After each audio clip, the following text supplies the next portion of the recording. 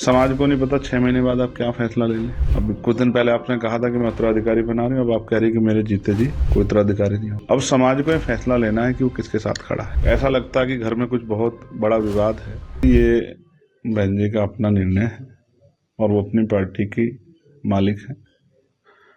मालिक कोई निर्णय लेता है तो वो बहुत सोच समझ के लेता है। उनका निजी फैसला, मैं इस पर बहुत कुछ नहीं कहना चाहता, लेकिन क्योंकि उनके फैसलों का असर होता है समाज पे भी और बहुजन राजनीति पे भी, और आज उस राजनीति के उस विचारधारा को लेकर चलने का काम हम लोग कर रहे हैं, तो मैं उनका सम्मान करता हूं। लेकिन पिछले 1 साल के अंदर जिस तरह के फैसले उनके द्वारा लिए गए कि पहले लोकसभा चुनाव के दौरान उन्होंने उसको हटाया, फिर दोबारा 2 महीने में, और हटाया भी ऐसे नहीं अप्रिप कह के, और फिर 2 महीने बाद बनाया, और अब फिर 1 साल के अंदर ही फिर से जो है 1 साल भी पूरा नहीं हुआ, फिर से हटा दिया।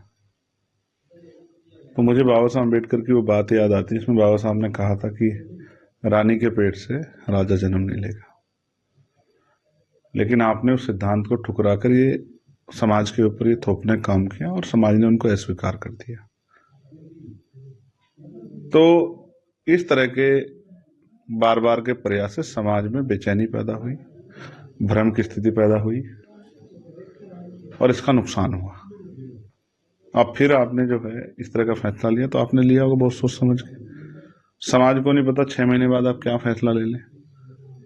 अब कुछ दिन पहले आपने कहा था कि मैं उत्तराधिकारी बना रही हूँ, अब आप कह रही हैं कि मेरे जीते जी कोई उत्तराधिकारी नहीं होगा। मैं तो आपकी दीर्घायु होने की कामना करता हूँ, लेकिन इससे समाज में भ्रम की स्थिति बनी और राजनीतिक रूप से बहुजन समाज को नुकसान हुआ। अब समाज को यह फैसला लेना है कि वो किसके साथ खड़ा है। जहां ऐसा लगता है कि घर में कुछ बहुत बड़ा विवाद है, कोई इस तरह का जो है कुछ मामला चल रहा है जिसमें बार बार आना जाना बनाना और ये सब चीज चल रही है, वहीं दूसरी तरफ हम लोग सरकार से वैचारिक रूप से भी और सरकार की नीतियों का भी बड़े पैमाने पर विरोध और अपने समाज का संरक्षण जो है बहुजन समाज का करने के लिए सड़कों पर है। और इसकी वजह से तमाम तरह की परेशानियों का सामना भी, जैसा मथुरा में अभी हुआ आपने देखा, कई प्लेटफार्म का हमें नुकसान उठाना पड़ा, लेकिन हमें अपनी चिंता नहीं है, हमें आंदोलन की चिंता है। और मुझे लगता है कि अब हमारी जिम्मेदारी और बढ़ गई, हमें ज्यादा काम करना है, क्योंकि समाज में जो बची कुछ आशा थी वो भी आज के निर्णय के बाद खत्म होगी। तो मैं आकाश आनंद जी के लिए उनके उज्जवल भविष्य की कामना करता हूँ।